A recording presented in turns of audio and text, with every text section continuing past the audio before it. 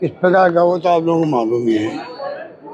किस प्रकार का हादसा अचानक हुआ है, कोई चपेट में कई लोग आ गए हैं, वो सब जानकारी आपको। अभी मैं जो देख के आया हूँ 7 लोग करीब यहाँ भर्ती हैं, 7 लोग भर्ती हैं और यहाँ गुजरात के भी और बिहार के भी। एक ई रिक्शा चालक हैं, वो कहते हैं वो तो उसने 5 लोगों की जान बची है वहाँ पर, वो जयपुर रहने वाले हैं। बाकी जो स्थिति है 2 सीरियस हैं, वो वेंटिलेटर पर हैं। बाकी एक को छुट्टी आज मिल रही है, बाकी इम्प्रूवमेंट ठीक ढंग से कर रहे हैं। डॉक्टर से बात करी, डॉक्टर अपना पूरा धर्म निभा रहे हैं। ये मैंने महसूस किया, मुझे खुशी हुई कि डॉक्टर्स जो देखभाल कर रहे हैं उसमें उनके जो सगे संबंधी साथ हैं वो भी संतुष्ट है इस बात को लेकर, किसी ने शिकायत नहीं करी है। अब सवाल ये आता है कि जो घटना तो जब हाईकोर्ट ने संज्ञान ले लिया, जोधपुर हाईकोर्ट ने भी और जयपुर में भी, ये सरकार के लिए बहुत शर्म की बात होनी चाहिए। ये नौबतें क्यों आई? अगर सरकार समय पर कदम उठाती।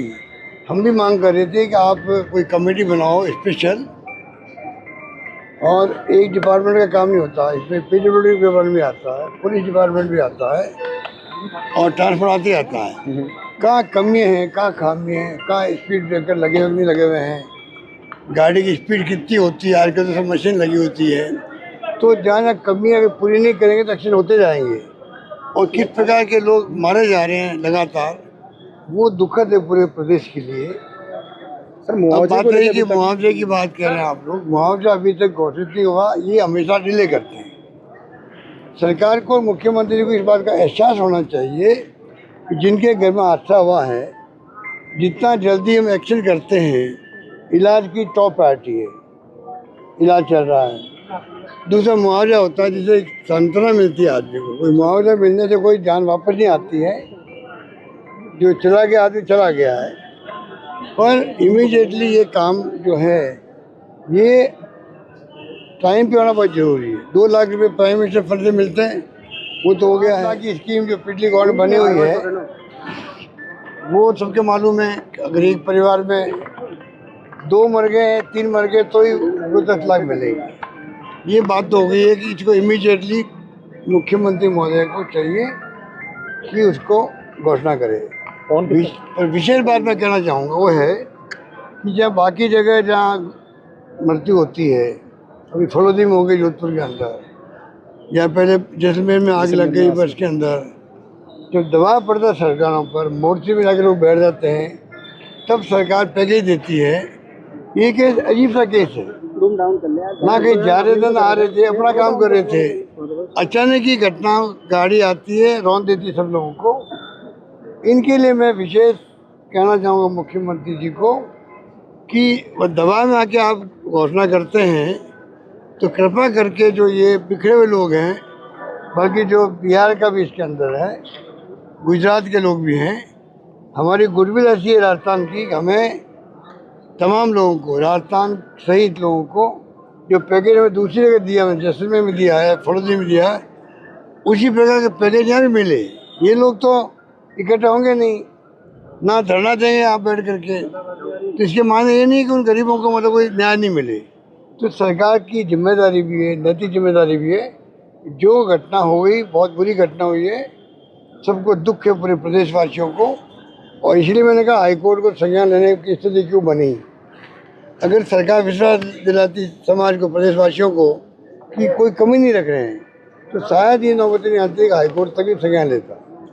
अब चाहिए मुआवजे की घोषणा जल्दी करे, इलाज पूरा हो रहा, घायलों के लिए अलग से मुआवजा दें उनको, और इलाज में 2 लोग ज़्यादा सीरियस है उनको पूरा देखभाल करें।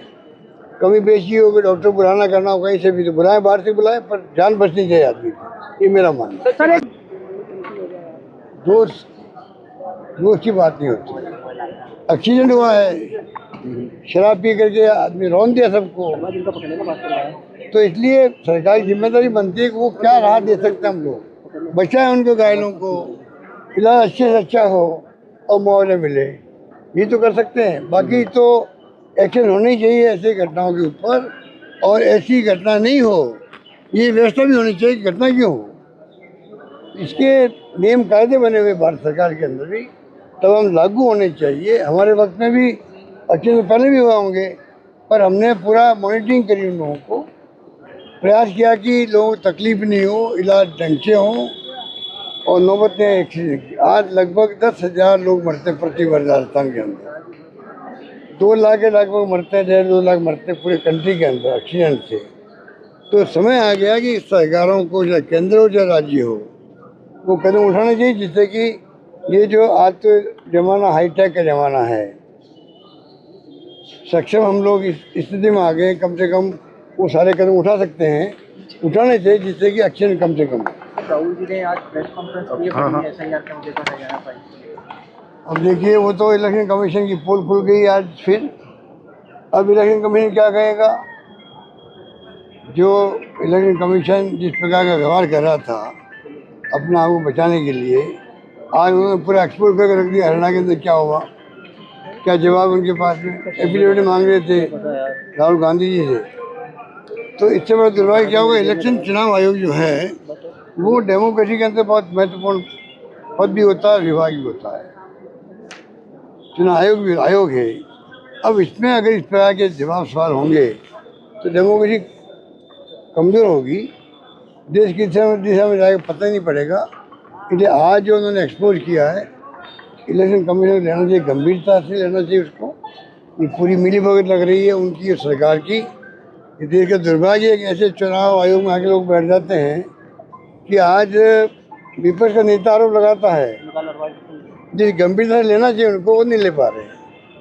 सर गौर निंदा करता हूँ। सर आज अभी आपने मरीजों से मुलाकात की तो एक मरीज ने आपको बताया कि उसने हेलमेट पहन रखा था, इसकी वजह से उसकी जान बच पाई। क्या अपील कर पाएंगे इस तरह की? आप भी कहेंगे कि मैं तो जब जाता हूँ कार के अंदर भी साइड में जब चलते हैं जो हमारे बाइक पे ये हेलमेट नहीं होता तो मैं उनको इशारा करता हूँ कि तुम्हारा हेलमेट कहाँ है। तो ये आपने ठीक मुझे याद दिलाया। एक व्यक्ति था हेलमेट पहना हुआ था, बच गया वो, खाली फ्रैक्चर हुआ पैर के अंदर, वरना वो ही चला जाता। तो हेलमेट पहनना आवश्यक है। और मैं ये भी कहना चाहूँगा पब्लिक के अंदर भी इस बात का एहसास होना चाहिए कि हमारी खुद की लापरवाही नहीं हो, तभी कई जानें बच सकती है। कई बार लापरवाही कर देते हैं।